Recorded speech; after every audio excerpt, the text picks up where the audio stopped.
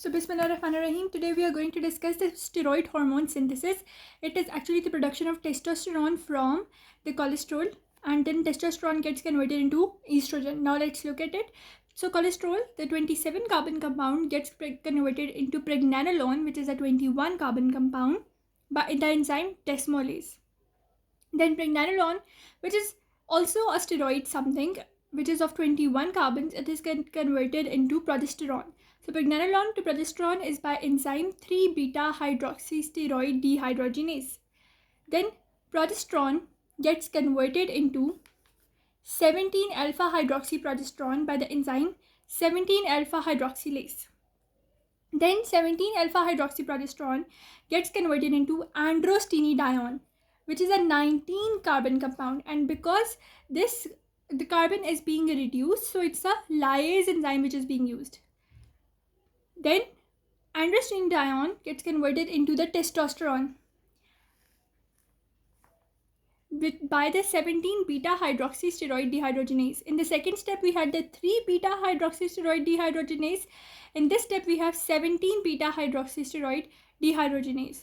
Then testosterone, the 19 carbon compound, gets converted by the aromatase, which is the enzyme present in the granulosa cells, into the estradiol, which is the potent form of estrogen, which is a 18 carbon compound. So aromatase is present in granulosa cells.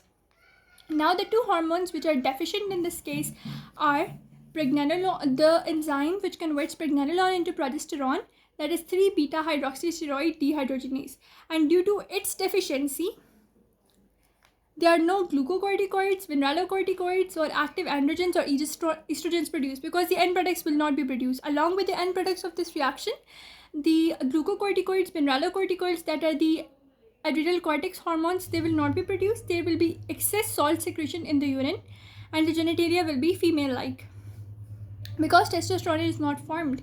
Now progesterone, when it is getting converted into 17-alpha hydroxyprogesterone, this is done by enzyme 17-alpha hydroxylase that is going to deduct the carbon.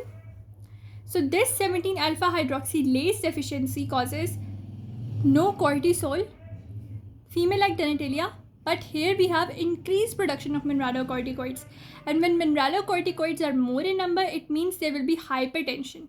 In the first hormone, we had less amount of mineralocorticoids, and the salt and water were excreted in urine. Whereas in this case, 17-alpha hydroxylase deficiency, more mineralocorticoids will be produced. And when more mineralocorticoids are produced, there will be hypertension. So this is all from my side, but if you want to go through it again, cholesterol to pregnenolone by enzyme desmolase, pregnenolone to progesterone by enzyme 3-beta hydroxysteroid dehydrogenase, then progesterone into 17-alpha hydroxyprogesterone by the enzyme 17-alpha hydroxylase, then 17-alpha hydroxyprogesterone into androstenedione by the enzyme 1720 lyase, then androstenedione into the testosterone by the enzyme 17-beta hydroxysteroid dehydrogenase. And then we have the aromatase enzyme. I have a mnemonic for you to remember this as well.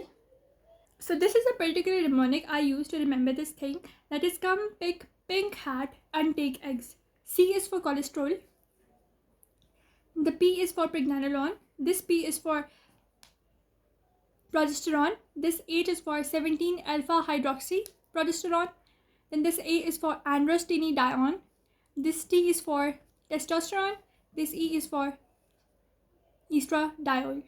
Come pick pink hat and take eggs. I hope you understood the whole making of steroid hormone.